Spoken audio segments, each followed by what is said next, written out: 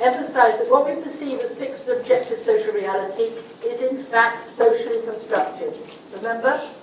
What is how we perceive it, not necessarily what it is. So the ceremonies involved, all this hiring and firing and the way we organise our firms is to do sort of ceremony, it's a myth. Therefore it can said to be described as a phenomenological approach. Process, product, process, phenomenology, perception. The structure and strategy that an individual organisations take must appear to conform to the formal and informal rules about how to do things. They must appear to conform. So you could be interviewed for a job in the environment, in the organisation, you could be interviewed. I told you they make up their mind within the first 5 minutes, but they've gone through the process. They've interviewed 6 people, they've taken in references, etc. In the end, it's to do with what their gut reaction. Strategy. Strategy for institutionalists are, for institutions to succeed, they must be perceived as legitimate by outsiders. The form and shape an organisation takes will be determined primarily by the formal and informal conventions that exist in their environments, the organisational fields. Therefore, the strategies as followed by managers will be determined by the cognitive and normative rules. So let's go back. The source dependency strategy, the strategy of the managers is to control resources. For population ecology, the strategy is to adapt to the new technology. The strategy for this is to appear to be legitimate, to abide by the rules of the game. Organisational change. How do organisations change, therefore? So, they suggest, this is from the guide again, innovative structures and improved technical efficiency in early adapting organisations have to be legitimised in the environment. It's no good changing the way you organise your organisation or set up a new organisation. You have to show to others that this is the proper way of doing things. Ultimately, the innovations reach a level of legitimation where failure to adopt this model is seen as irrational and negligent, and therefore they lack legitimacy. New and existing organisations will adopt existing structural forms, even if this form doesn't produce efficiency. So how does change happen? It happens in a cultural environment. You have to have the forms which will not necessarily produce efficiency, but simply adopt the rules of the game. Now, Mayer and Rowan, again, suggest that the informal and formal rules of the game operate as institutional myths, which are accepted ceremoniously in order for the organisation to gain or maintain its legitimacy in the institutional environment. If you don't abide by the rules of the game, somehow it will fail. The culture is important. It's an idealist ontological perspective. Organisations adopt the vocabularies of structure prevalent in the environment, such as specific job titles. So HR people were called personnel, now they're called HR. Job titles change. In the UK, we used to have lecturer, senior lecturer, reader, professor. Now we're morphing. We have professors, we have assistant professors. We're morphing even our job titles. Because this is how you should do it. Trappings of legitimacy help to prevent the organisational action based on good faith, thus contributing to the stability of an organisation. So to make your organisation stable, you have to abide by the rules of the game. How does that happen? You've got this in front of you. Just go through it very quickly. Sometimes these pressures to more are in the legal environment. For example, the government say you have to do it this way. If you wanted to have a private college, you have to have a certain amount of teachers who have to have masters. You have to have O-level maths, otherwise you can't teach. Right? Which is ridiculous. Right? Mimetic pressures to copy existing forms, and pressures to copy to morph with existing ways of doing things. Normative pressures, how you should do things. Homogeneity, similarity, which arise from similar attitudes and approaches of professional groups, particularly MBAs, or brought into the firm through hiring practices. Institutions which are highly dependent on institutional environment and exist under high uncertainty and have ambiguous goals and which rely extensively on professionals are particularly vulnerable and are more likely to isomorphize. So the pressure in the environment, in the culture, this is how an organisation should be, and that has changed. For example, bureaucracies were the dominant mode in the early 20th century. Now we believe, culturally, that bureaucracies are inefficient. So bureaucracies have become flat structures. Now we believe flat structures are inefficient. We believe in the virtual network first. So the organisation structure will change as the culture changes because you've got to adapt to the rules of the game. All right. Last point, I think. Whereas population ecologists suggest that networks spread information, copy, institutionalists suggest that the role of networks is a vital source of reputation. So, for example, no matter where you work, you want to go back to another firm and you want to spread that reputation. You don't want to spread a bad reputation. Reputations are very important in enhancing the legitimacy of the environment.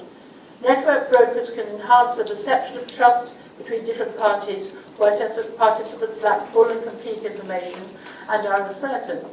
So, for example, so often I've been written to, tell me, what do you think of SIM? Should we run our courses at SIM? They asked me to write a review. Health Institute in Health University in Malaysia wants to work with another institution. They've written to me and say, what do you think about the organisation structure? What is the culture of health? Do the managers have control? So what do I have to do? I have to write absolutely truthfully what I think. Because reputation matters. For banks, has Standard Chartered got a good reputation? Yes. So the marketing agencies within Standard Chartered not only market to the outside world, they market internally to make sure you want to work at Standard Chartered. You want to be part of this bank. Network brokers. We want to say, this is a firm we want to deal with. Right. New organisations tend to adopt common standards, establishing common designs to ensure these are taken for granted. Trade associations, standards agencies can provide the stamp of approval. Now, if you go to SIM, their webpage, or if you go to where SIM, somebody gives you a card, you will see there's so many stamps of approval. So, you see the card, they need about 25 big cards because they've got so many stamps of approval. What stamps of approval has SIM got? Do you know people have stamps of approval? Tell me, what have they got? If you see advertisements for banks or you see advertisements for colleges, you'll see various stamps of approval. Case Trust, CPE, LSC, UOL, stamped on the cards. These people approve of SIM. Right? Huh? Yes? Next one, Sprint. ISO 2000, ISO 9001, or whatever they're called anymore. These are firms that say, now think about ISO. You've got to do things according to the rules of the game, otherwise you don't get the stamp of approval. Do you have a risk register? Do you have what you do about training for your workers? It's awful. Firms are getting totally morphed because you have to do things according to the rules of the game. Whether they actually do it or not is not the case. You have to show you're doing it. It's perception. All right? You understand? It's a different thing. So again, networks are important because networks provide the stamp of approval. Networks of population ecology. Networks of population ecology tell people how to do things. Here it's to do with legitimacy. All right? Power. The exercise of power in an organisation is shaped by culture. Who has power, how it can be used in an organisation is shaped by conventional beliefs, i.e. rules of the game. Those in power must be seen to have legitimacy. Right? Legitimacy. Now, all right. I'm going to let you off. Interpretism is getting resources. Population ecology is trying to adapt to the technology. Institutionalism is trying to get legitimacy. This is a different way. Actually, this is all rubbish. This is not what happens.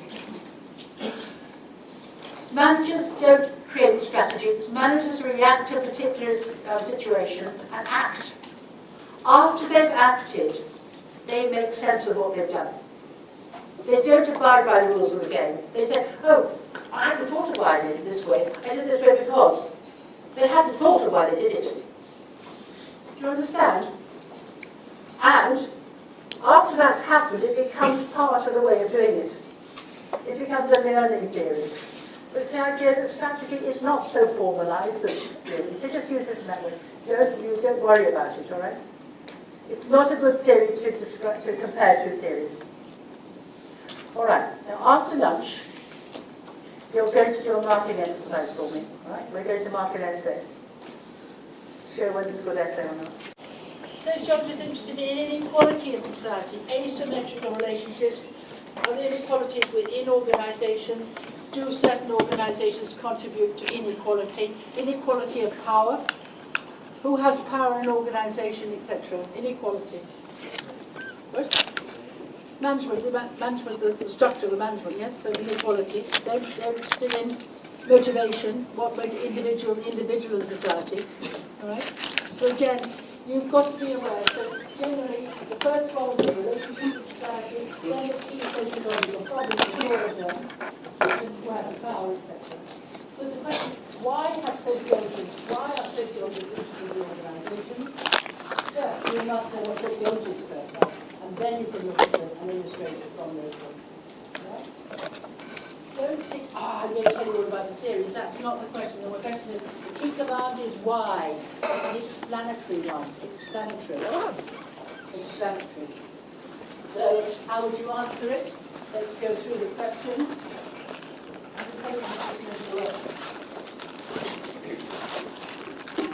First, remember what the introduction was?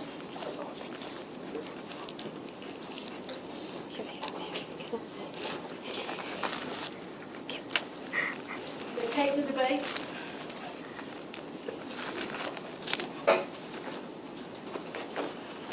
First, take the debate. Demonstrate that sociologists are interested in relationships in society and ask sociological questions, as opposed to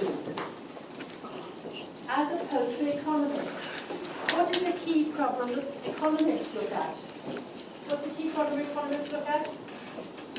Allocation of resources, isn't it? Psychologists are looking at the role of the individual as an individual. So you can say sociologists are interested in relationships, whereas economists are looking at how the allocation of goods and resources. Sociologists are interested in this. Or you can start with a quotation of statements from one of the theories we've learned. Alternatively, you can say our problems an organisation faced and how do sociologists attempt to understand this. So, for example, Facebook is successful, but many other organisations have not been successful. So you locate the debate. The first thing is, why are they interested in it? Tell the examiner you'll know what they're trying to find out. Why are sociologists interested in organisations? That's the first part. That is the first part of the paragraph. The second part of the introduction is here you go through the key problem concepts. Now here, the problem concept of organisations. What sort of organisations are sociologists interested in? Well, they're interested in private organisations, they're interested in public organisations, they're interested in the state. So tell the examiner you know there are lots of different sorts of organisations, but sociologists will be interested in different aspects of them, whether they're private, whether they're public, like the state, or welfare organisations, or what type of organisations they are. And then, of course, there are different sociological approaches. There's not just one sociological approach. Remember at the beginning of this class I said, organisations are designed, or organisations are structured. Some sociologists believe the shape and form of organisations will reflect the environment i.e. Marxists would say the type of organisations you have will reflect the environment. Where some sociologists, like the institutionalists, would say the environment is not the resource environment, but it's the cultural environment. And again, that will morph the institution. And the institution managers have little control over it. So you can say, is it structure or action? The different type of sociologists you can talk about. All right? And then, the third part of the introduction, what do you do? What's the third part of the introduction? What do you do in the third part? You tell the examiner how you're going to answer the question. So introductions are really, really important. You cannot pass these essays without making sure you put your key introduction. Finally, what are sociologists interested in? Change, stability, Goffman surveillance, etc. These are the interesting things in. How do you perceive what an organisation is, the social construction of reality, etc. So again, a good introduction. This was an exam paper that was set about 3 or 4 years ago. Here, this is how we're going to do it. What are sociologists interested in? What are the key concepts, and how are we going to do it? Right. Now, each paragraph will start with a topic sentence. A topic sentence to introduce this the examiner, the idea you really know. So here, you could do social change. Sociologists such as Marx and Weber are interested in how organizations change. Right? And then you could say, for example, population ecology. You could do how do they change. Use the examples to illustrate it using the subject guide. Right? You see? Change. That would be one paragraph, or 2 paragraphs even. Changing, mimicking, etc.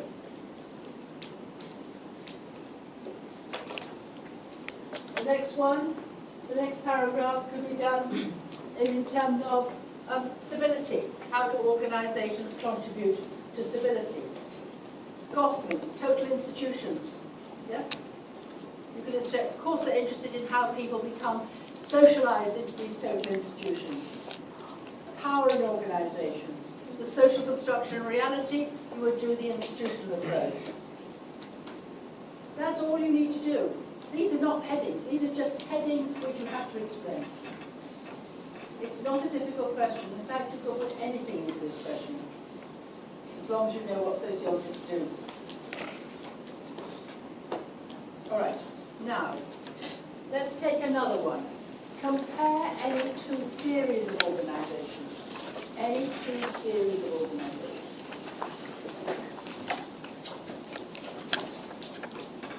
Now here, 2 theories. If it says 2 theories, you do either institutionalism, resource dependency, or population ecology.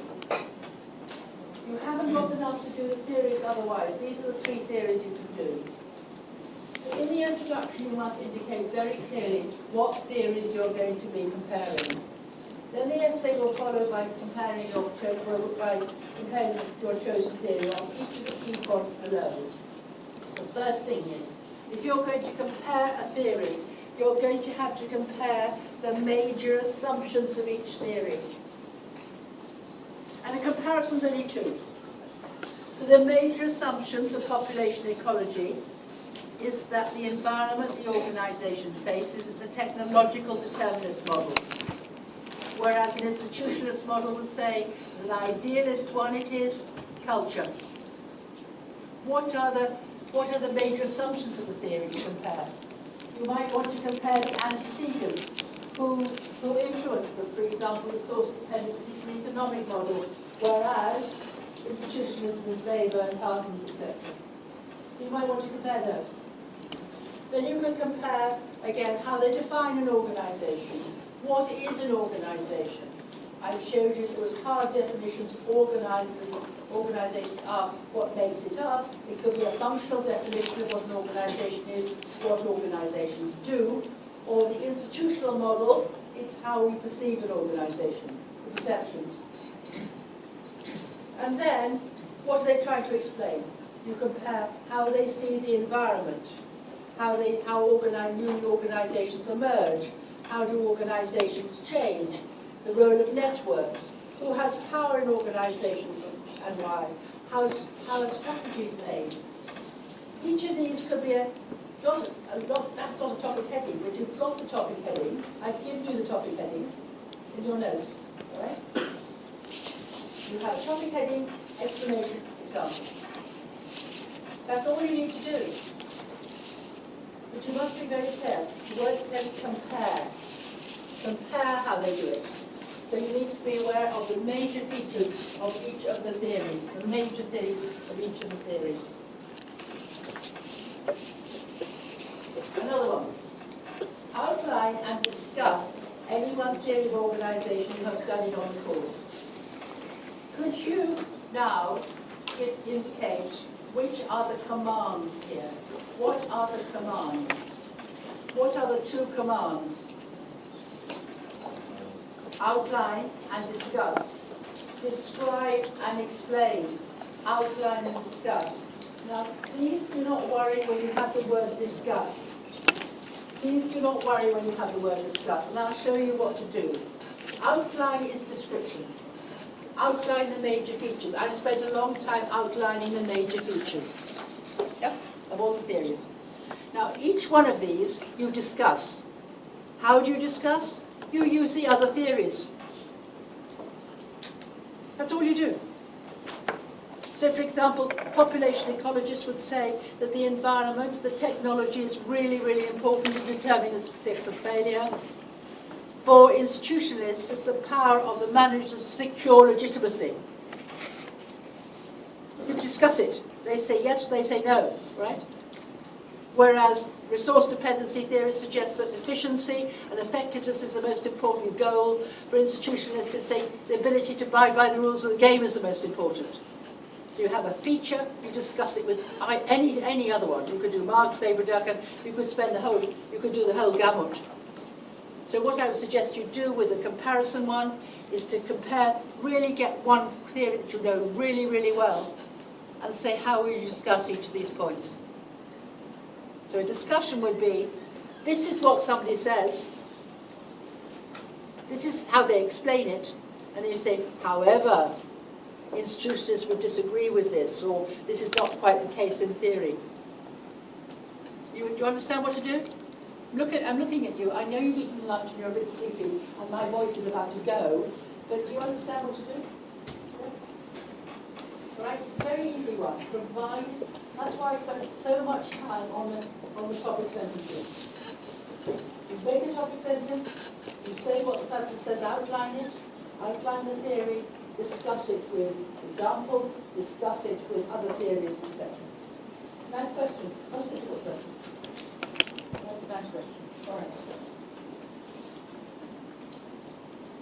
So, for example, you're providing a chosen perspective about the role of the environment, etc. Now, this was the mock exam question. Compare any two accounts of organisational change. And the word was compare, of organisational change. Here the command has been asked to compare two accounts. Accounts are not necessarily theories, but you have to say, this is what I'm going to talk about. I'm going to talk about these two accounts. Introduction. First, the Cape debate. What is the sociological problem we addressed? How and why do organisations change? Here you can see an example.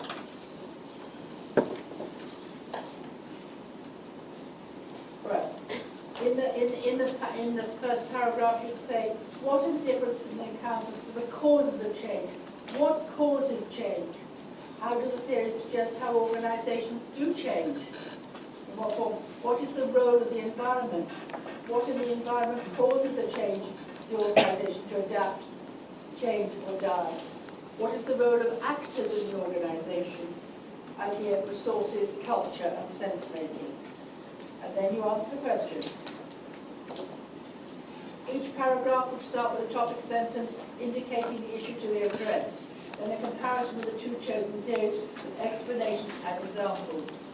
Background, causes, in what way, role of the environment, role of technology, very important, role of networks, etc., etc. So as long as you've got the major factors of each theory, you can mix and match them as you like.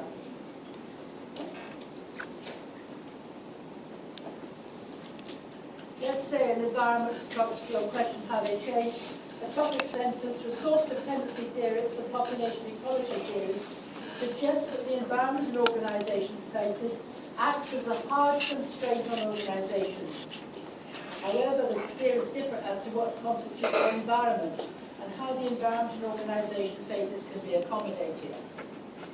Population ecologists suggest that the environment selects those organisations which have positive survival characteristics. The word whereas for a comparison is very useful. Whereas the source dependency theory suggests that the organisation and the role of managers is to ensure control of these.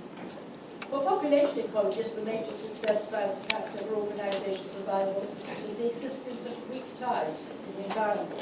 It's vital for the success of the organisation. For resource dependency theories, it's the ability to manage to control resources in the environment which it requires. Then you explain it. You might want to separate these two bits in. There's quite a lot of material in them. Now, how many of you have got your your printed notes? How many of you got printed notes? Put your hands out if you haven't got printed notes.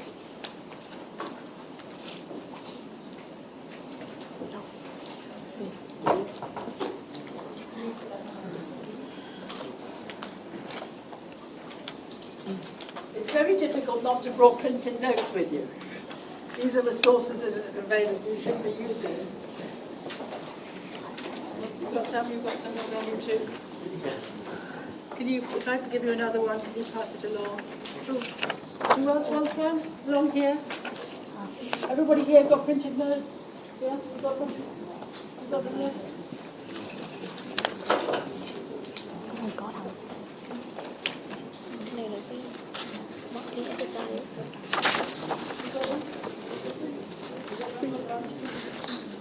Who on this side?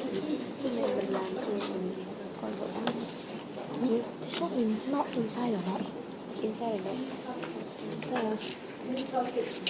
Có đâu? Yeah. Here. Đúng không? Rồi. No.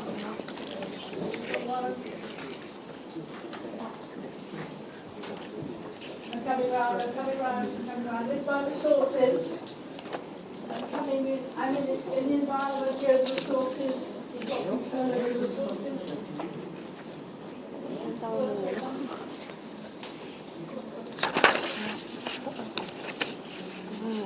Who else wants one? All right? Oh, wait. I've been that way. Who wants one here? Oh, my God. Oh, I'm giving it to you. I'm giving you the skin. I'm giving you the clues. Oh, you don't have now? Oh. All right. There's composition for the resources there. Who wants one here?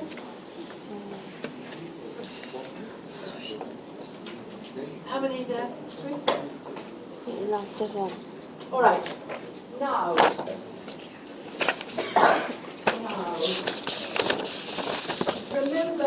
Remember the structure.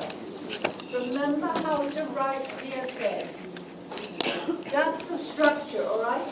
That's what we're looking for. Now we're going to have a marking exercise, all right? Now.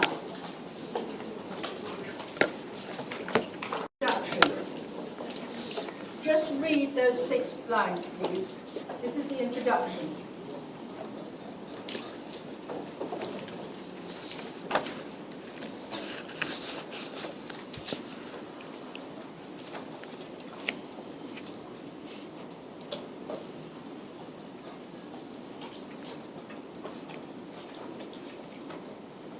All right, let's take the question, therefore.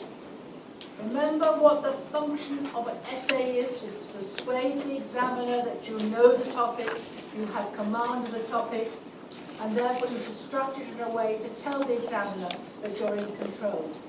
Do you think, does this introduction persuade the examiner to read on? Does it indicate what will come next? Is the examiner, is the student in control of the subject matter? Yes or no? No. Absolutely not. I was bored as anything. I didn't want to read on. This is not structured according to our guidelines, which are set the topic, set why you're interested in the subject, what the key concepts are, and how you're going to answer the question. But also, I want you to read it. There's a lot of rubbish in this. Over the years, there have been major changes, and organisational change is not excluded. Boring. Changes occur over time to meet new demands of customers, consumers, employees, and even to management departments. Now look at this, changes happen. Never ever do this, usually for the better. You're not normative. Changes happen, they might be for the better, but they might be for the worse, but you never say for the better. Though it may turn out otherwise. Huh? This is not sociology. Now, whatever the case, change is the only constant. Fine. In the second part, we're talking about change and all this change, but really, please don't spend that time. It doesn't tell you anything. It doesn't tell you how you're going to answer the question. It doesn't address the comparison. It doesn't tell you which two theories you're going to compare. Right? It doesn't do anything. So it's absolutely vital that you introduce the topic you're going to explain early on, to grab the examiner, to say you know what you're talking about. Tell the examiner what you're going to do. Tell your examiner you're aware of the problem which you're going to discuss. Now let's look at this other one. And I realise the student hasn't understood the question. Just read it, can you? What I want you to do is to underline any inappropriate language. It's very important to write in the right register. I mean, you're right in the right register, meaning you're use proper academic language. So underline any concept, any statement here which is not written in the right academic language.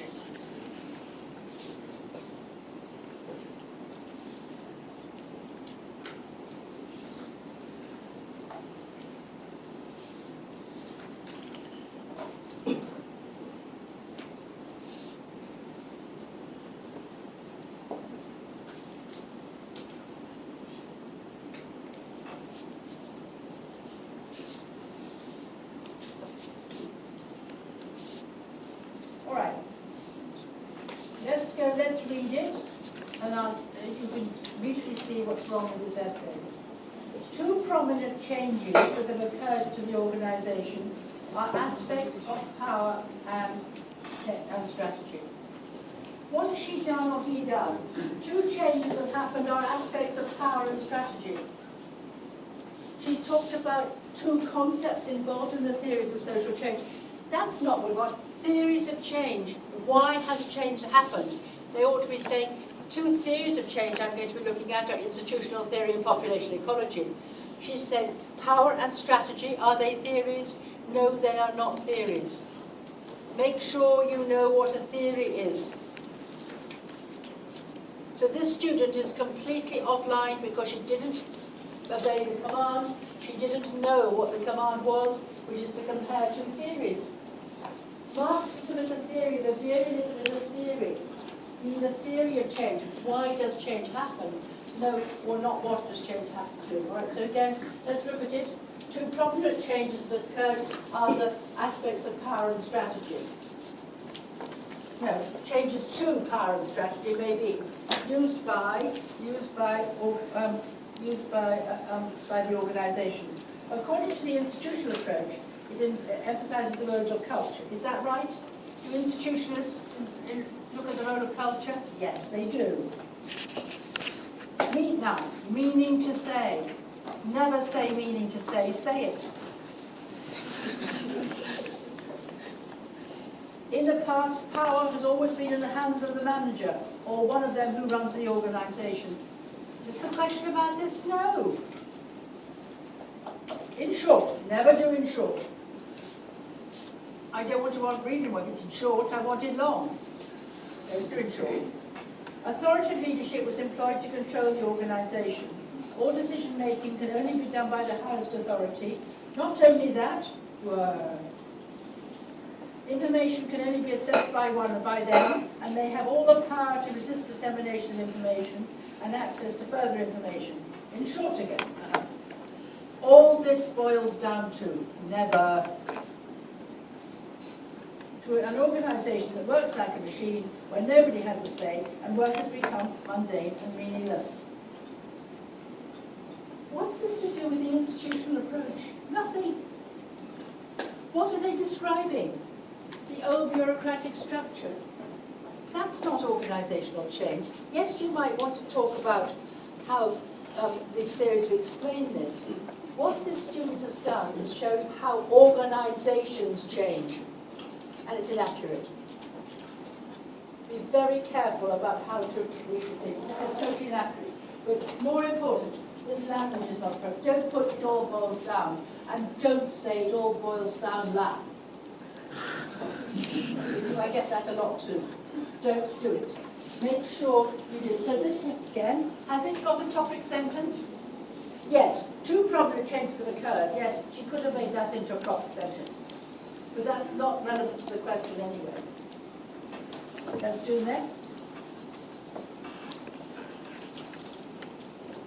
Read the next one.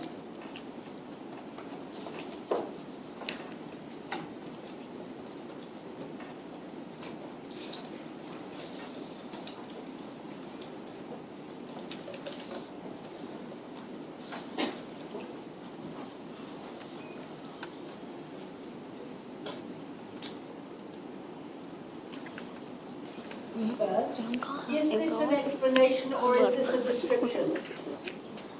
It's a description, it's not theoretical. It's just describing the difference between what she thinks was existing in the past and what exists in the future. And let's look at the language. As time passed, power no longer concentrates, is concentrated at the top. In fact, middle-level management, etc., has been drastically reduced. No, she's shown you how organisations have evolved, and you could use theories to explain how organisations have evolved.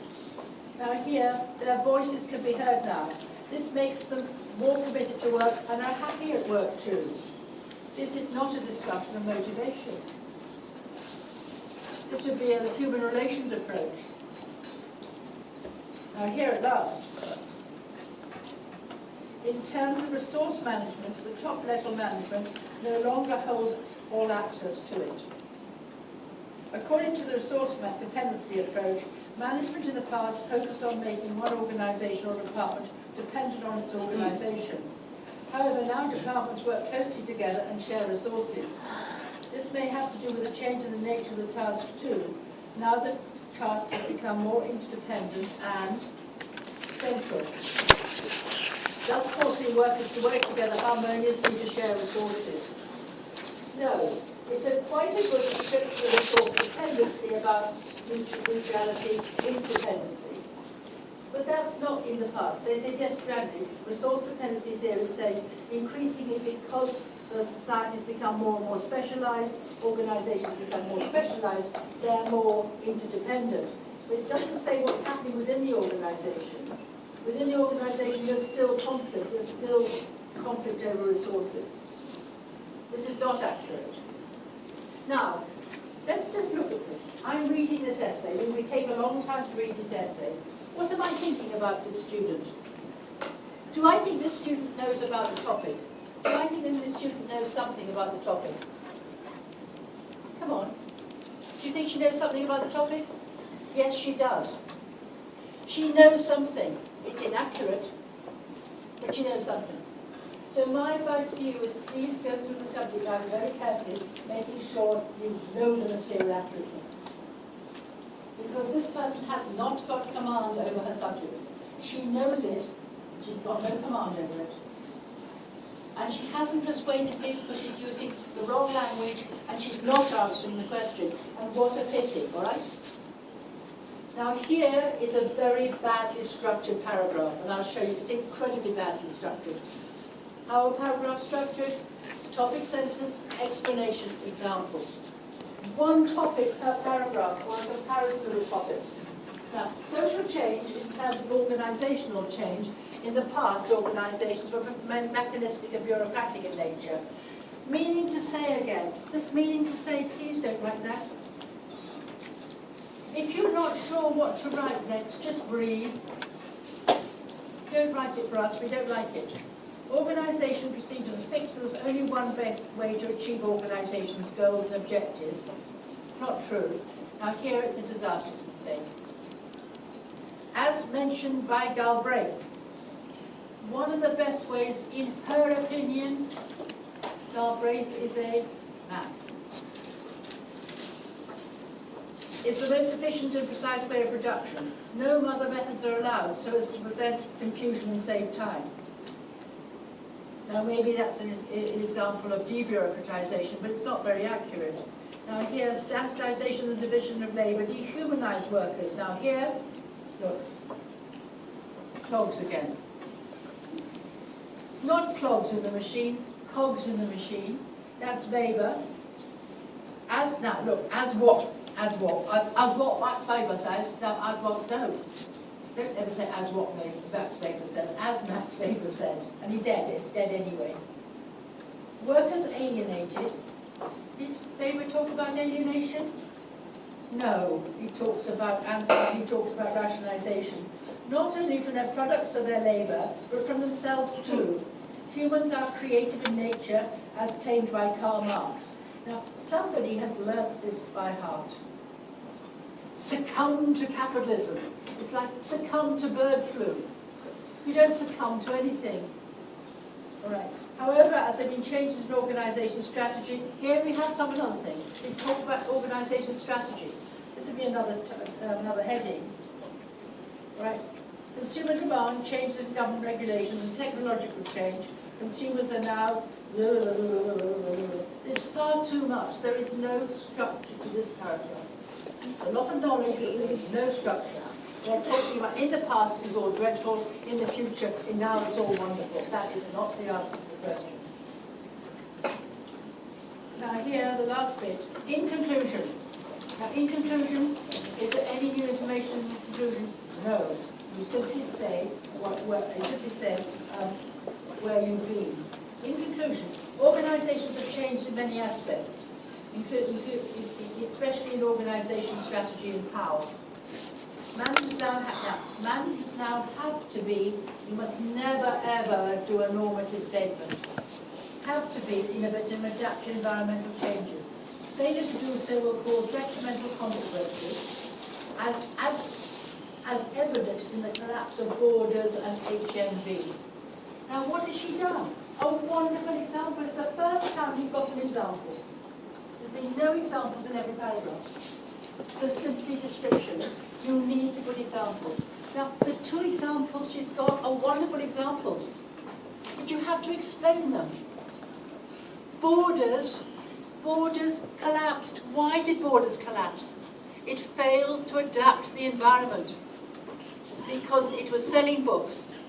It was selling books, it was giving people wonderful times to look at books. People went to Borders, they sat and read the books and they left the shop without buying anything. It was a wonderful bookshop, fantastic reputation. But it didn't adapt to the environment. You have to explain it. Don't just give it as that. I need to know. And what about HMV? HMV died because it couldn't adapt to the new technology. So you use this in examples, but you don't say as so-and-so. You need to explain them. So you need to have illustrations for all these major theories. Other examples, and in the guide you've got examples. You've got very good examples in the guide. All right. All right. I can't say are you happier? Do you see what I tried to do on organisations for you? I tried to show the absolute essential nature that you've got to use the other theories, how you can use Castell's The Social Construction of Reality, the theories to explain organisations. I then showed you the idea that what you can use in what cases. I went through the 3 institutionalist models, the 3 models of organisation in quite a lot Có of cùng với đăng detail. này không? I then showed you how to combine these in writing an essay. What are you going to do now? What are you going to do? You're going to put them all together. Right? Now, before we do that, what mark would you give this student? What marks? Let's go through the list. Let's go through the list. Quên rồi. Do you think the student has some command of the knowledge of the topic? Do you think she has or he has? Yes. Now let me tell you, if you demonstrate knowledge, some knowledge, you get up to 6 or 7 marks out of 25. If you demonstrate some knowledge and or understanding, you get 8+ marks. How do you demonstrate understanding? You answer the command. You answer the command in the question. You use relevant examples. If you use very good examples, you can get up between 12 and 14 marks. If you produce further reading, you can get up to about 16 or 17 or 18 marks. If it's well structured and with all of that, you can get up to 20 marks. If you produce really good further reading with a good critical analysis, you can get full marks. And we have given people full marks for essays. It is possible to get full marks. Now, how do you get full marks is obey our commands, use theory, know the difference between explanation and description, and simply structure your essays as we want you to. Right? So, would you think the student has command of the topic? Not command, but she has some knowledge. Has she obeyed the command of the question? No. Has she provided relevant examples? No. Has she demonstrated command of the relevant theories? No. Has she kept to the point of the essay? No. Has she persuaded you? No. Has she demonstrated reading beyond the guide? No. Therefore, mark this essay. What mark would you give it? Now, just write it down and say what mark would you give it. She will have some marks. And we'll do a Dutch auction.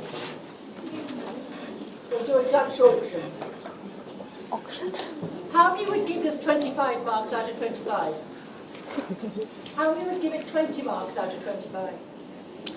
How many would give it 15 marks out of 25? Oh, you could be good examiners. How would you give it 10 marks out of 25? How many would you give it 9? You're too generous. How many would you give it 8? How many would you give it 7? Good markers. There is some knowledge here, but this student has not answered the question. And what a Tiếng pity, đồng hồ chỉ được có 7 điểm thôi đó because hả? even the material she's used here, she would get 9 marks or 10 marks. Sao But she biết has mà nó answered ác the thế? question. Nghĩ sao cho người ta có 7 điểm? Nghĩ sao vậy? All right. Can you still hear me at the back? You sure? My throat is going to give up in a minute, but I will do my best. All right. So, any questions on organisation? Some of you have done a lot more reading, which is fantastic, and use it. I'm just giving you bare bones. Yes? Hi Miss, can you show us how we can get 20 marks, how we can get 50 minutes, what the content can... First thing is just let you know, if you look in the, don't write it down. You look at the regulations, you'll see the classification guidelines, all right? So I'm glad you're aiming for, all right, your goal at this, if you want to get 20 marks out of 25, yes? Yeah? Good, excellent. And I think you will, because I've been watching you, all right? You've been following. To get 20 marks, you absolutely, one, have to obey the command of the question. Right? That's very basic. If it's asked to discuss 2 theories, you've got to identify these theories. You have to do that. Then you have to make sure you've structured your answer as I've suggested. You know, you have to make sure that the examiner is following you all the way through. Right? So you identify what you're going to compare. You identify the key concepts. You're telling the examiner how to answer, that you're answering the question this way. Each paragraph sets up with a particular item or a topic which is explained, and then the examples. Now, these examples are from the subject guide, but they're also from the reading you've been given for your lecturers, also from the textbooks, also from the real world. And you explain the relevance of those examples. If you do that with 6 good paragraphs and a conclusion, you'll get 20. Easy. Absolutely easy. Singapore students could do so much better if they only structured their essays. You've got so much information, but it tend to be the answers are very short, and you just put 2 or 3 points, and you don't explain them. If you understand, and what I think in terms of getting you to really understand is, ask somebody, tell me, what does resource dependency say about the environment? Then you explain it to her, and then she'll say, yes, but give me some examples. And then you have to give examples. And then gradually you'll get there, all right? Yeah? So structure, application, understanding, logic, it's all there. Fine. So we're now going to go on to globalization. Any other questions then before that? Wow, globalization. Globalization in an hour. But remember why I structured this course this way. Your lecturers had asked me to do it. Because they said you're not competent in it, so I had to organise this way. So I hope you're more competent. Right, we're now going to do globalization. I've given you some notes which we'll go through.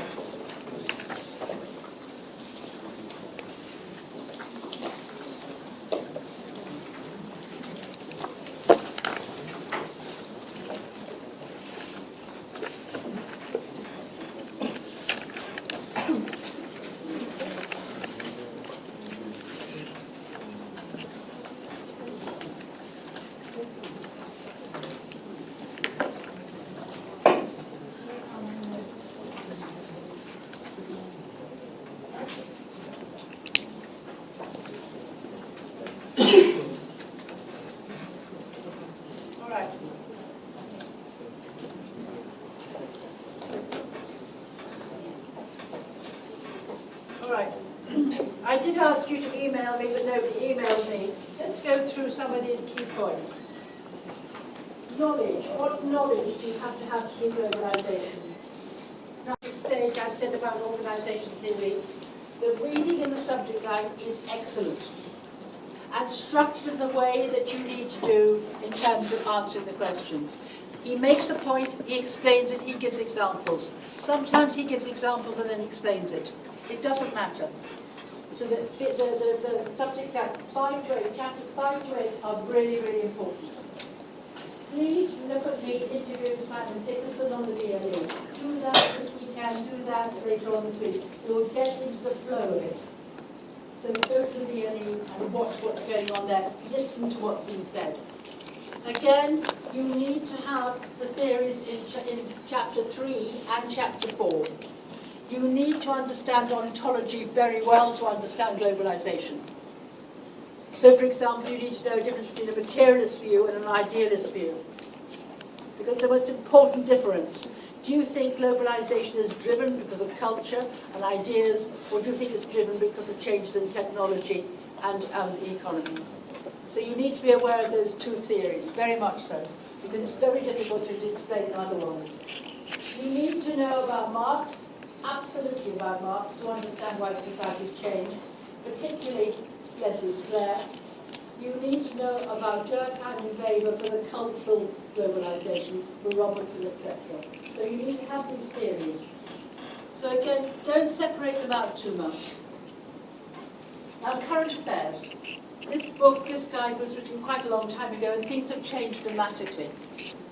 Dramatically. When this was written, it was questioned whether it's globalization or not, and then Anthony Giddens says, well, of course it's we're all globalized now. And now we're beginning to think, are we? What's happening? Russia and the Crimea. Russia and the Crimea. Russia can go into the Crimea.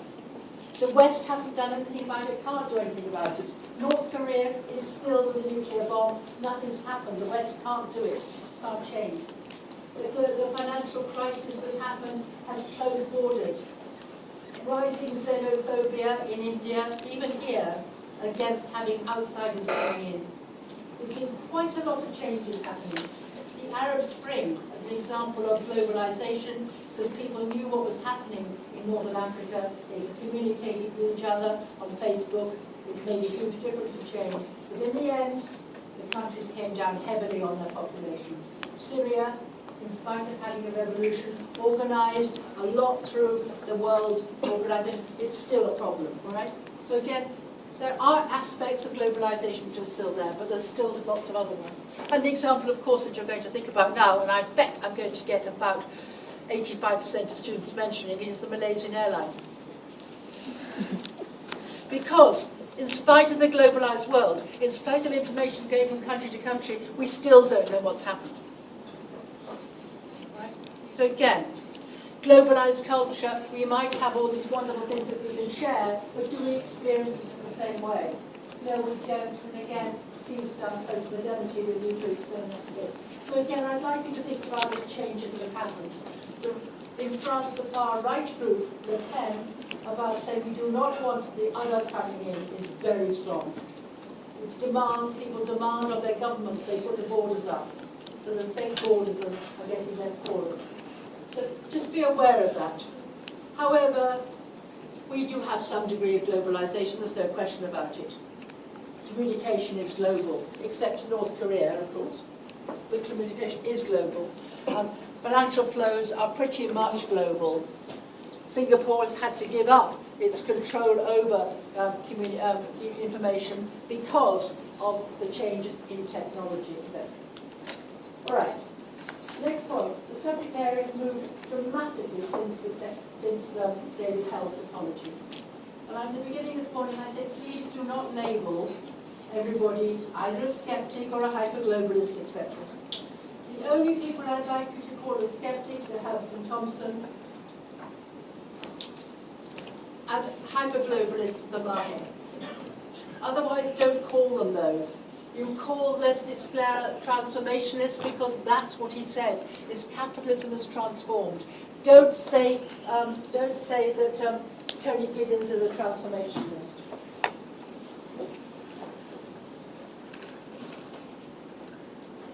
All right, you should know the basis of the theories, you need to know whether the materials were idealists, which I said.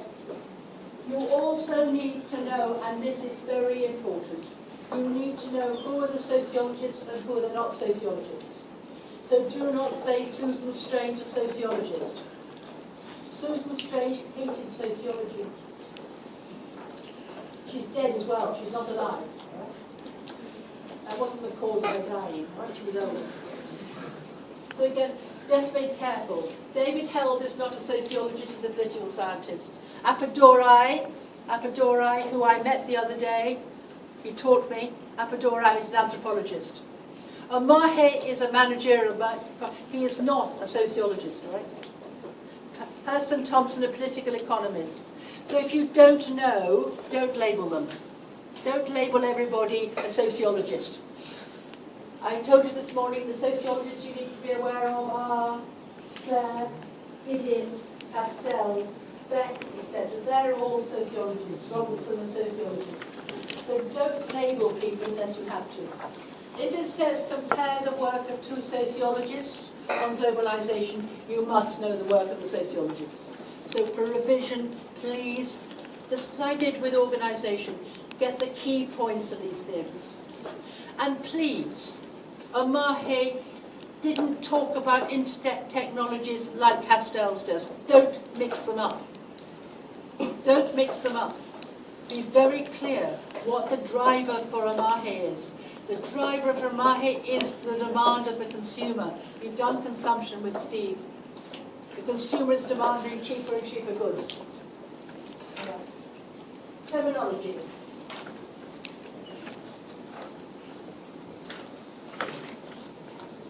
Technology. You gave you a lovely chip this morning. If it says one of the drivers of globalization is technology, discuss. Who suggests that technology is an important driver in globalization? Who suggests that technology is a very important driver in globalization? Castells, obviously. But who else? Who else? Leslie Sklair. Leslie Sklair is a Marxist. Without changes in technology, you can't have changes in society. Even the global cultural theorists would have to say technology is important. How does culture get transformed? You need technology. So you can pick up, are you writing anything now? I'm giving you some points. Right? Technology is vital. All right? So don't just assume it's just one. All right? If you decided to choose a few more sociologists to revise in detail, I've given them Castells, Sklair, Giddens, Michael Mann, etc. Right? These examples of changes in technology. Now, you have 4 chapters. There's a lot of reading to do, but I think you've done it. And I've read so many answers which really they're not good. If it says choose 2 theorists, you do not choose hyperglobalists and transformationists. You have to choose the theorists.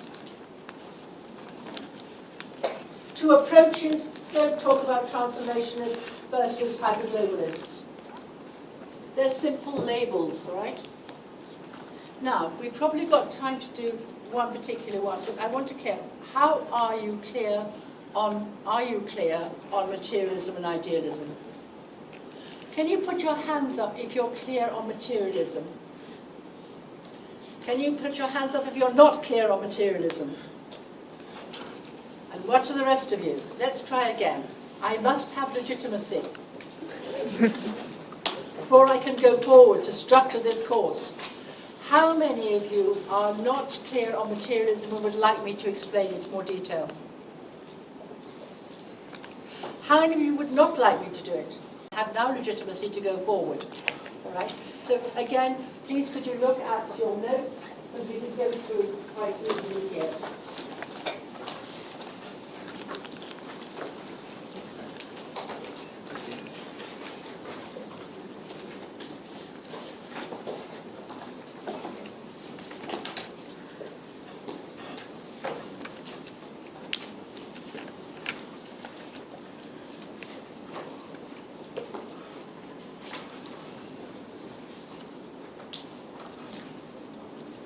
Let's work on this now. Materialism is more than economic materialism, but this particular point we're going to look at economic materialism. This is a classic Marxist analysis. It's very simplistic. I'd like you to think, very simply, of an idea of an earthquake. Right? An earthquake, what happens in an earthquake? Underneath the earth, it starts to shake. Yeah? It will shake everything else above the earth, right? So you've been having quite a lot of earthquakes. So the effects of what goes on underneath will be seen above the earth. The realist approach of Marx, you can't see you can't see what's going on underneath, but you can see it by its effects. So it's like the base, the underlying base, and the superstructure. If you have a huge building, an enormous building, you'll have the basement, the building. If that collapses, what happens to the building will collapse. So it's that sort of mechanical model. So what is in the base? Well, first of all, you've got the forces of production. Now, what are the forces of production? What are the forces of production? Give me another word for forces of production.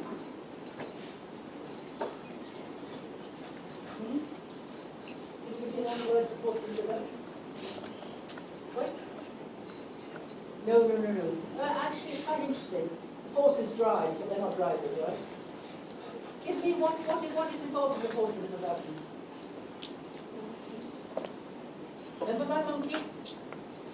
Technology. It's the level of technology, how things are made, what is made and how they make it. So at the base you've got technology. So here, if technology changes, it will change everything else. And I'll show you how that happens, all right? You understand? It's land labour. So in slave societies, how are things made? They're made by slaves, right? Slaves make things. They are the very important factor. In feudalism, land is the source of income and support. In capitalism, it is Capital. Capital, not money. This is jade. This is jade. I hope you're impressed. But this is not capital. This is hanging round my neck. I have to sell this to make it capital, and I will get income from it. You understand? Capital is something that you get income from. So in capitalism, how things are made, workers, managers get together to make things to create profits, supernormal profits. So, think about Castells. How are things made for Castells? What is the most important factor? Information. The informational mode of development. The technology is important. Right, that's the very base. The model is, as technology changes, it will change the relationships of production. As technology changes, it will change the relationships of production. So, forces of production will change the relations of production. Now, I have given it to you in the list here in your notes, just to go through it.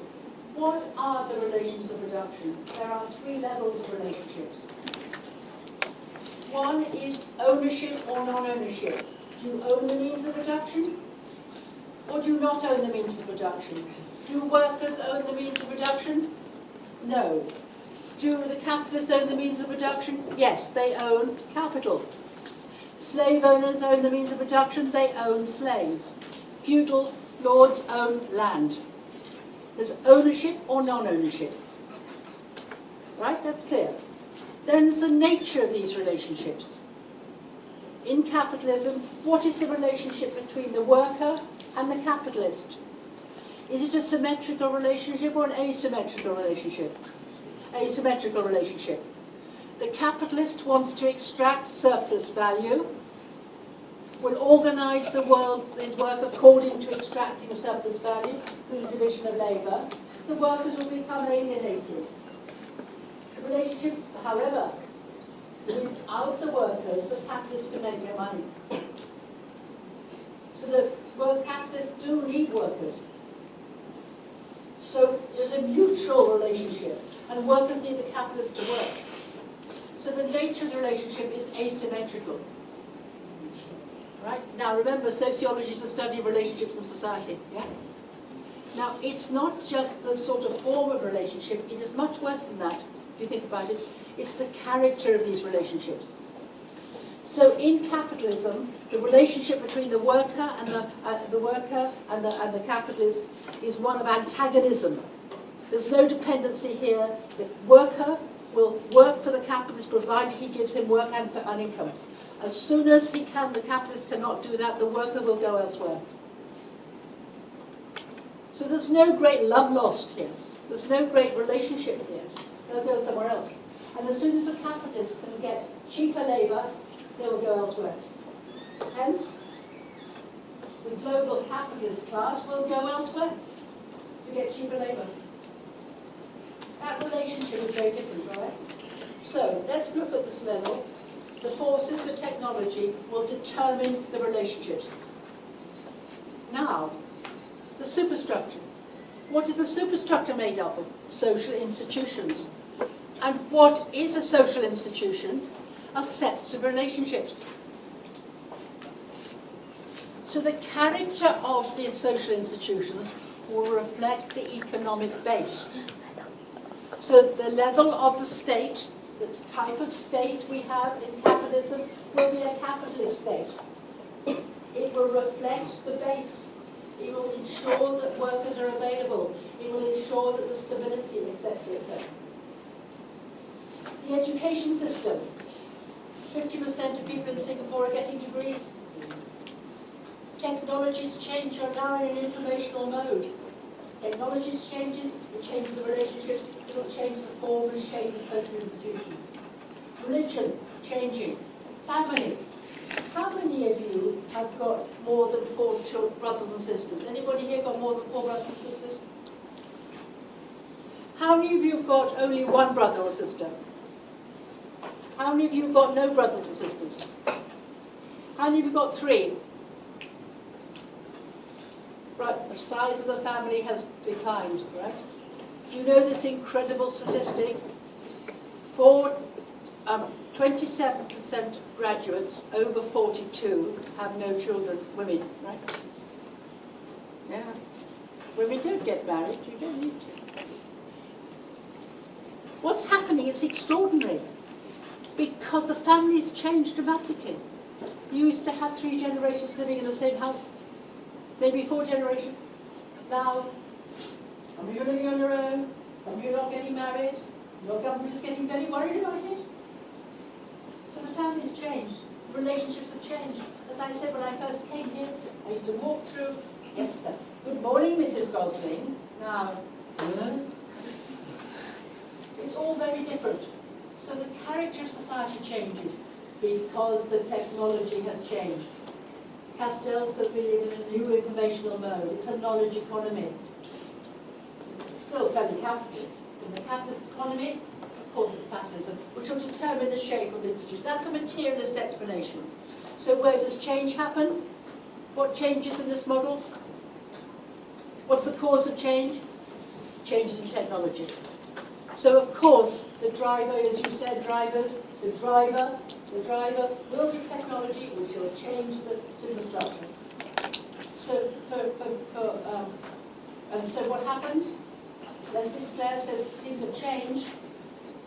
Capitalism has transformed. It will change everything else. So again, we have a new class, a new relations of production. Now, what makes a class? What makes a class? What constitutes a class? How do we know, for a Marxist, how do we know what a class is? What's a class for a Marxist? Ownership or non-ownership of the means of production. So the capitalist class own capital. The feudal lords owned land. Working class own nothing but their labour power. So it's determined in terms of what they do. They were slightly different. Marx is this. This is important for Leslie Clare. But a class is not just a descriptive term. A class has interests. Now, please write this down. A class has interests of its own. A class has interests above any other interest. It's going to make sure its economic interests are protected. So what did Weber talk about? The transnational capitalist class. It has more interests above the state, above the community they live in. They have interests across the globe. So they're interested in keeping the transnational capitalist system going. Right? Transnational capitalist class. And so they reorganize, they transform capitalism into a global production network using transnational corporations. This class is very powerful. It has identities above and across, above borders, not in borders. So that's how you use Clare of materialism. Are you happy with that? You clearer? Can I have some indication? Are you clearer? Any questions? I don't know if you're clearer or not. Yes? Oh, the whole thing? No, the sentence. About the transnational capitalist class. Right. You know what a class is? A class has interests of its own. As things develop, as we've now got technology is changing, we've got to make things cheaper and cheaper, etc. But we've got to develop the wherewithal to do that. So the transnational capitalist class has interests above the interests of being a nation. So, for example, if you're Singaporean, that's less important than being a member of this transnational global class. So this class would be the top, the people who own this huge amount of money. They get together at places like Davos and make decisions about the global system, about how they're going to open borders, close borders, etc. Yeah? They pressure, they lobby the World Trade Organization, etc. Right? The World Trade Organization decide to make sure borders are open. They want open borders in order to trade. They create the cultural ideology of consumerism. Because remember, capitalism cannot exist without a market. So I'm not giving you have to go through it all. I'm just giving you the heading. All right. Now let's see about idealism. How happy are you about idealism? Whereas materialists would say this would change the economic base, which will determine everything else. Idealists say ideas will change. Right? Ideas will change. Ideas will change, and that will change how we look at the world. Now, ideas will change because we've got technology. Castell said, you've got new technology which will emerge, which will change ideas. But if the ideas have a single force, and you would have done Max Weber.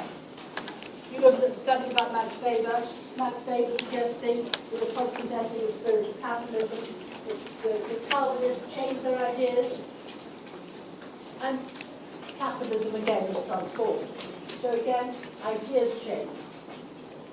So people like Roland Robertson are very important. Apodora, cultural flows. These information flows, these knowledge flows will change the way people see and perceive themselves and act.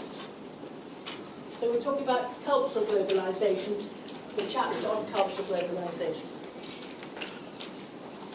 I've given you a little thing about Robertson. He suggested we no longer see ourselves as only belonging to a certain community or a certain nation. We now see ourselves as world citizens. We engage in global pressures, for example, human rights. We engage in global environmental pressures, like Saving the Whale and Greenpeace. We see ourselves in terms of globalism, the world as one place. That's as I do this. So you need to be able to link things together. All right. So shall we do some essays? Yeah? We do some essays now. Could be any approach. It could be a materialist approach, it could be an idealist approach, it could be a particular theoretical approach, like Square, or the way that accounts, how do they account for it, like a story.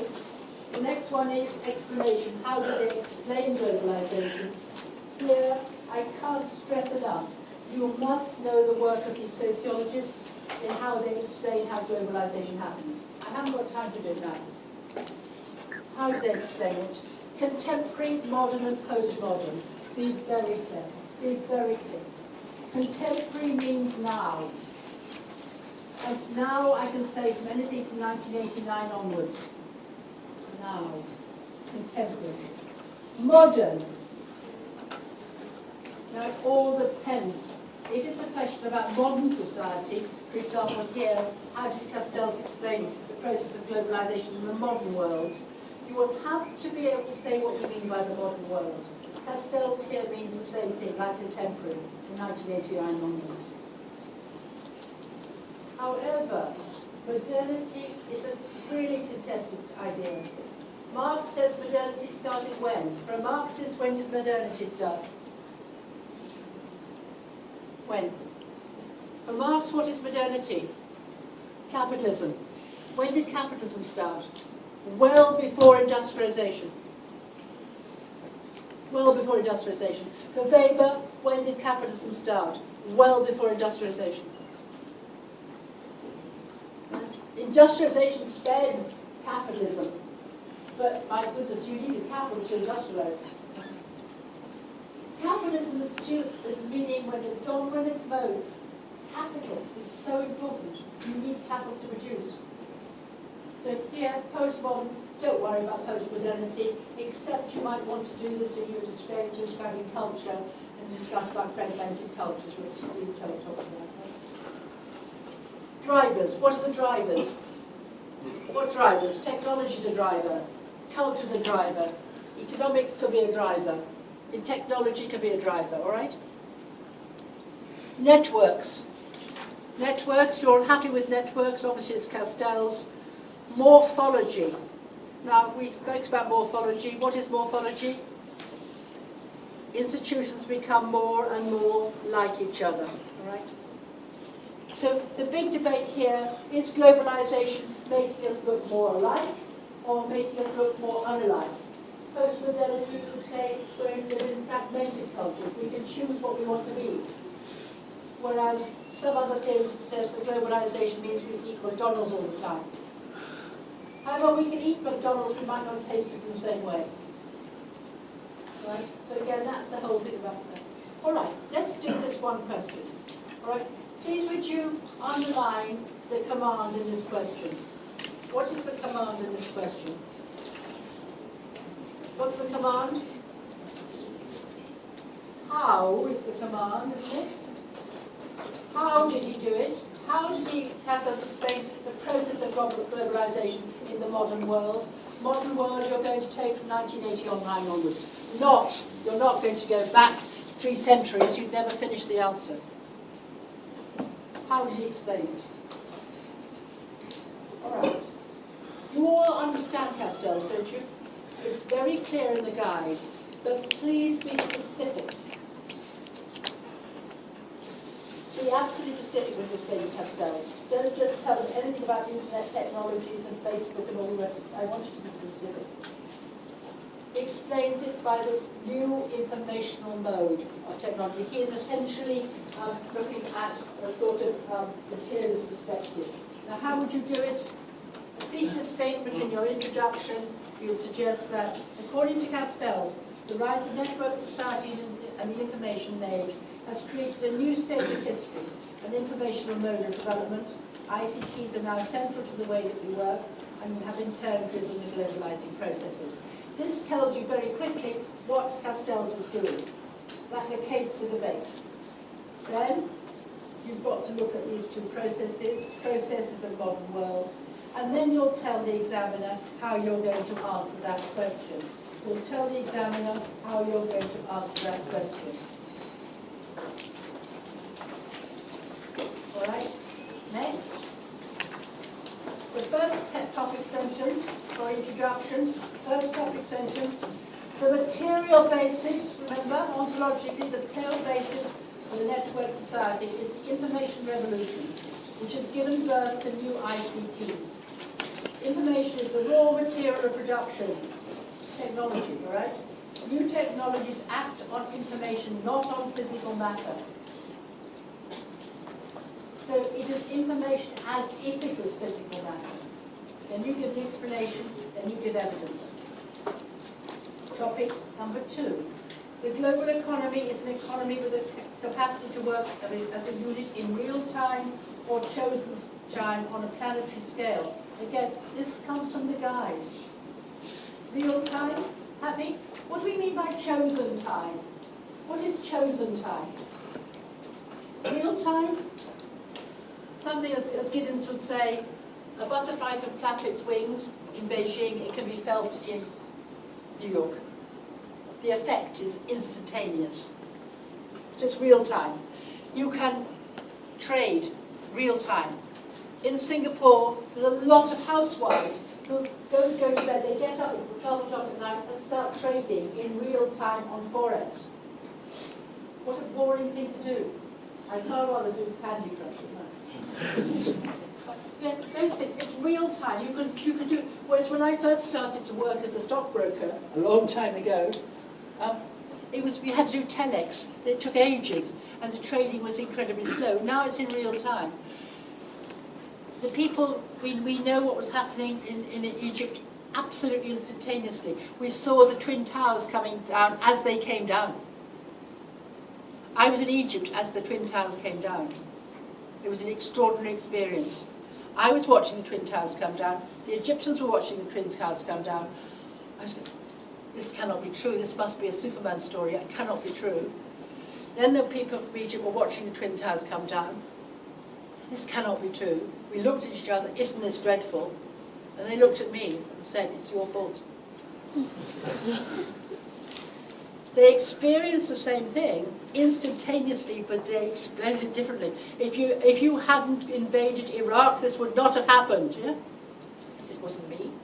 You represented.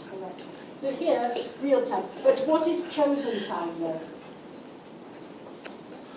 Real time, you understand. Chosen time? We can rewind and re-see things at any time we like. Yeah? Can't we? We can go, we're back.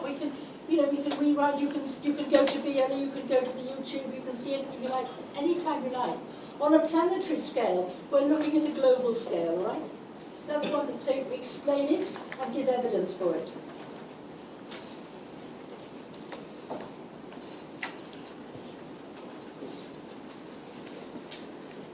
The next one, networks. This is the process.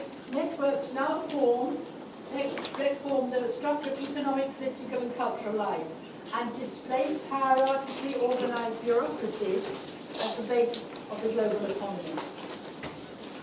A network logic predominates. Organizations adopt network structures in response to the complexity of the new informational mode of development.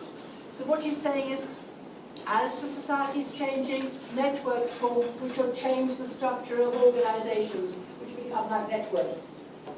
Did you see how you use it for your organization theory? Then you explain it, and then you give examples. Now, moving on, you talked about the massive change. We then talk about the arrangements and time changing. We talked about institutions. Now we talk about relationships. Networks change the nature of relationships in society. Interactions take place over great physical distances. Information technologies are persuasive and central to all human activity. Now, there's a huge debate as to whether people who engage in social networking are less sociable than people who don't. In fact, the people that engage in social network are more sociable.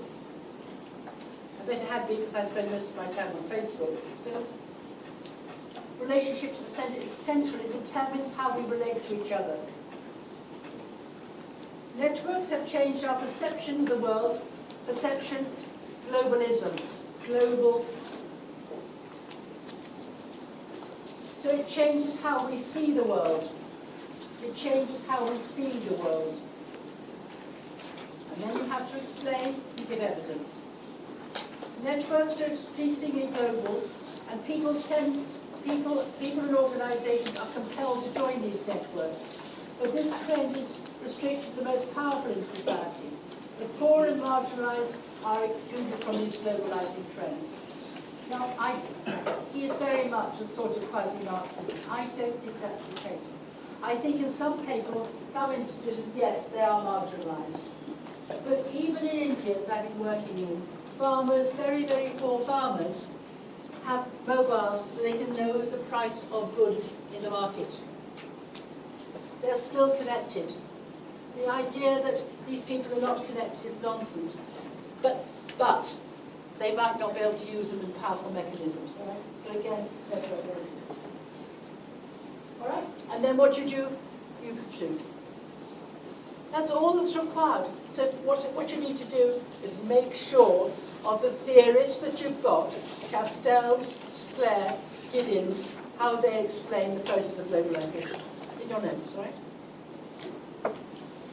How do they explain how globalization happens?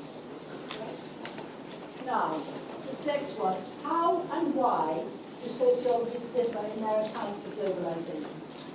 How and why do they differ? Now, what are your key commands here? How and why? How do they differ and why do they differ? So, all right, let's see if we can do this by ourselves. How can you want us listening? How can they differ?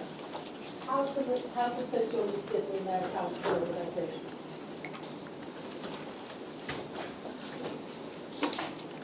Can you think of the different ways about how the theories differ? How do they differ? This will be the structure of your answer. How do they differ and why do they differ?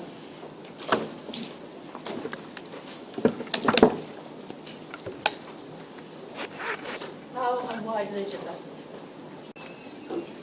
Oh, where? How fantastic. I think there's a conspiracy. How and why do they differ? First of all, how do they differ? How can theories differ? Right, give me one way they differ.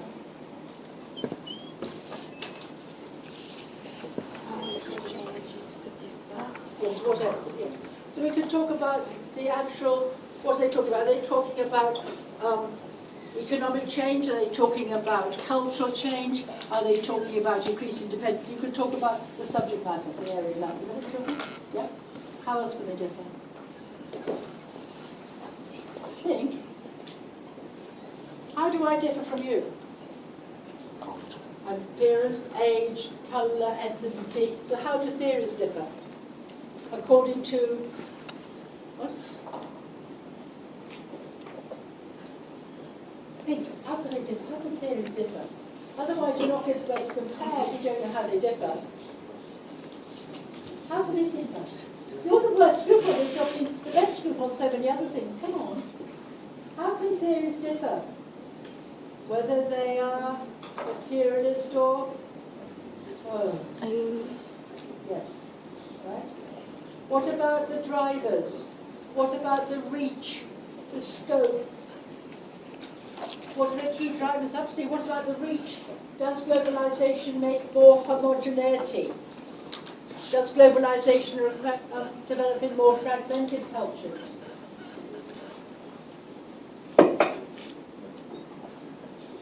Does globalization result in more social instability, i.e. jihad? Does globalization result in more inequality? Does globalization theories, do they say that they engenders no reach of globalization? The speed of globalization. As you could, which I hate that you could, as globalization happens or not happens. Do you understand? It's not difficult. You need to move yourself down from thinking this is very difficult sociology, the situation of looking. How do theories differ? How I differ from you? I'm different to my size, my ethnicity, the colour of my eyes, the fact that I like sociology. Do you like sociology? Oh good, hooray, I've got a convert. Do you like sociology? How many of you like sociology? How many of you don't like sociology? How many of you don't like sociology? Please, pretend you do. Pretend you do. All right, so how do they differ? Why do they differ? Why do sociologists differ? Well done. They've been born in different times. So, for example, like what? Yes. So if you're born in the 1960s, 1970s, globalization was a new thing, all right? They were different. It's something new. So they differ. If you're born now, you've got the advantage of looking backwards, right? I don't think babies actually write very much about globalization. But the idea of timing. Also geographical, where are they writing? Are they American sociologists seeing the world from Americanization? Or are they European? Or are they writing in North Korea, where it hasn't affected them? Where are they writing? You've done paradigms, have you? Paradigms, the sort of sociology you're with. So if you're with Castells and Giddens and things, of course you're going to see it in those perspectives. You're going to see it from a social perspective, relationships. If you're a Marxist, you're going to see it from a materialist perspective. Your paradigms, the dominant paradigms. How and why do they differ? Another very silly thing. Sociologists might differ because they might want to sell books. Have you thought about that? I have a theory about globalization. I'm going to disagree with it on principle so I can sell a book. That's how a lot of sociology happens. It's brilliant. And then somebody else will write a book about a disagreement. There was a very, very important one in the 1980s called the Poulantzas-Miliband debate.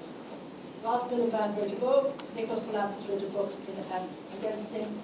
Ralph Miliband wrote a reply, and Poulantzas wrote another reply. More books. Then there was a famous article about this is the Miliband-Poulantzas debate. Then somebody wrote a book, you've got it wrong about the Miliband-Poulantzas debate. It wasn't like that. Then you had Miliband repeating. I mean, it was extraordinary. This is not proper theory, it's simply theory. Sociologists looking at their neighbours, discussing things. So, I mean, you could say that. How and why do they differ? And then each of these how and why could be a paragraph, all right? Now, we're going to do the last one, the nation state, all right? Is that okay? Any questions so far? Let's look at the nation state.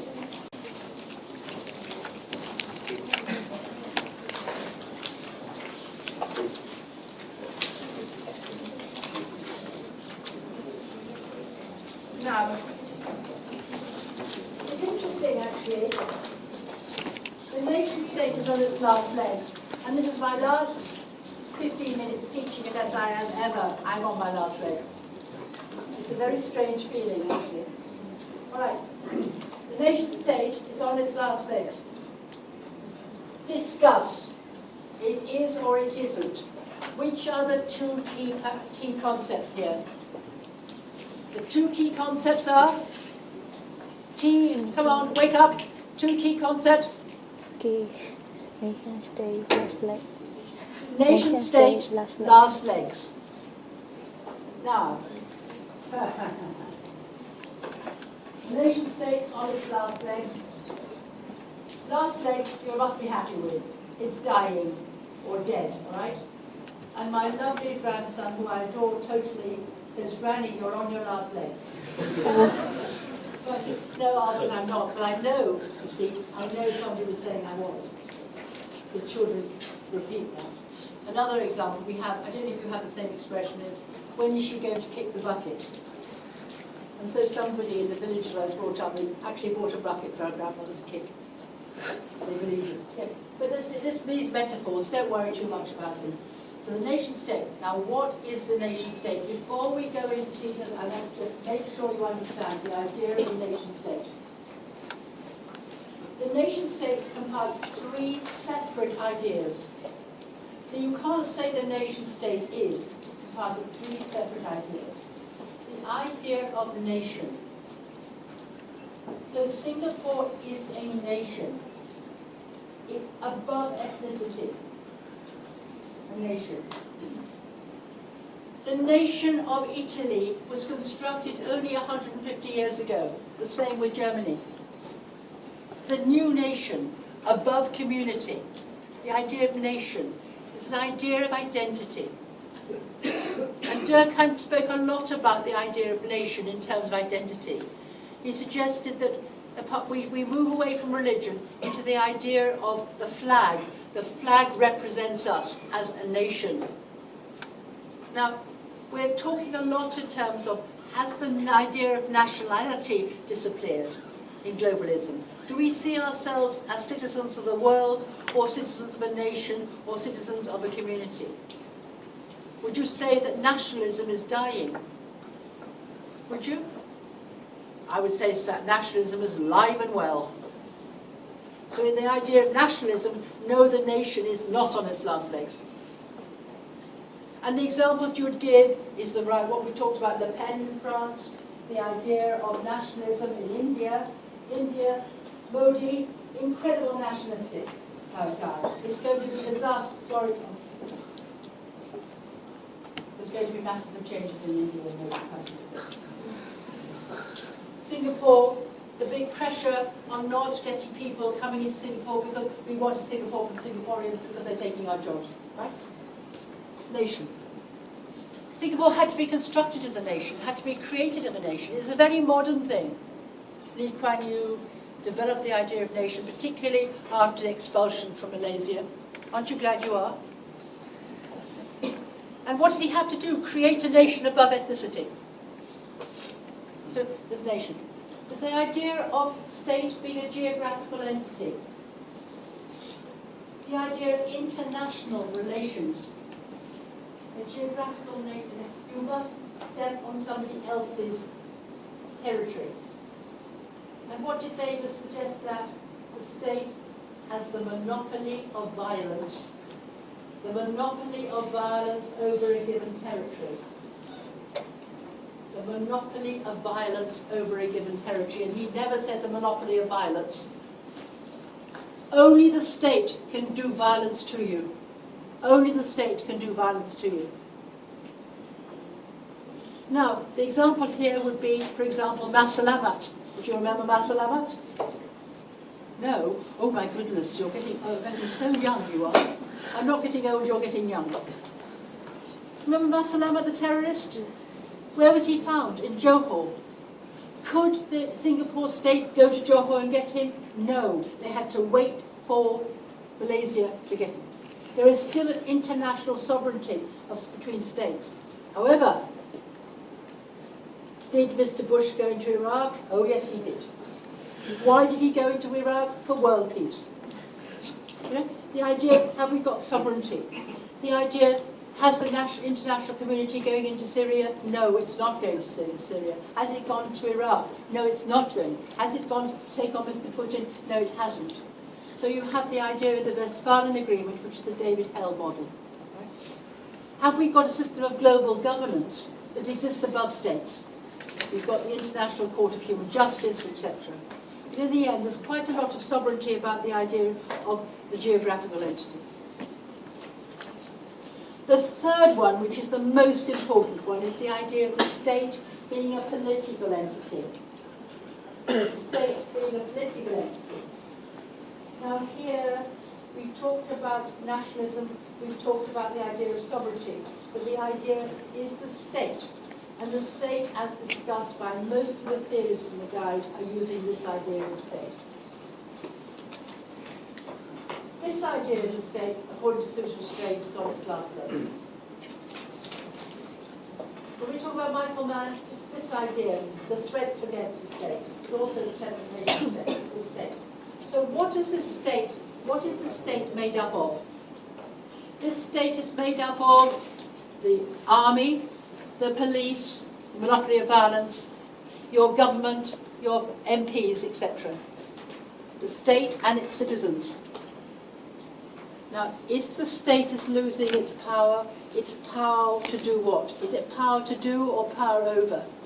Is it losing its power over its citizens? Or is it losing its power over how the state is organized, what it wants to do? So again, the pressures on the state are enormous. So let's go through that, all right? Let's go through. So again, be very careful of the nation state. All right, here, key concepts of nation state. I've shown you how to do with that last legs. How will you answer the question? Nation state, last legs. How will you answer the question? Those who suggest to be the death of politics, Strange, O'Mahe, Matthews. Those who suggest that the state is transformed, Blair, Giddens and Mann, and those who are critical of the state, Hurston, Thompson and Weiss. All right? So, you'd probably pick about 6 of those to discuss. But don't discuss simply, they said this, why do they say that, what evidence do they have? You could do that easily, right? You don't need to have great theories yourself. Use the theories of your sociologists to answer those questions. It's very simple. All right. Now, we've started this. I started this. I want you to do your best. There will be a prize for the best sociology exam. I want you to do your best. Social construction of reality. You can do your best if you act towards us as we expect you to. Structure answers as we expect you to. Go by the rules of the game. I've shown you how to answer questions. Do we want to fail you? No, we don't want to fail you. We want to pass you. We don't see a script saying, ha, another script from Singapore. Let's fail it. You convince us by answering the questions. I want you to imagine, because I'm old enough, I'm old enough to do this, I want you to imagine that we're there helping you. I'm going to touch you. I'm not going to hit you, I'm going to touch you. Just imagine somebody is doing this to you, all right? In your exam. It'll be me. I'm not there. Imagine if I'm there. Is it nice? Isn't that very nice? Imagine somebody's doing that. Get somebody to do that before the exam, all right? Don't do it in the exam, you'll get into trouble. In the exam, just do that and say, look, this is what Rosie said to do. You had Steve. You had Steve this Chelsea. You had Steve. You had me. I'm the mummy, all right? I'm the grandmother. I want you to pass, because you're my last group. So thank you very much for listening. Good luck to you all. All right? Good luck. You've done very well, considering you can't hear me. But you know what I'm saying anyway. And pretend to like sociology. Even if you don't, what will happen? It'll be true in its effects. I love, what was my last time? We love sociology. We love sociology. We love sociology. We will pass the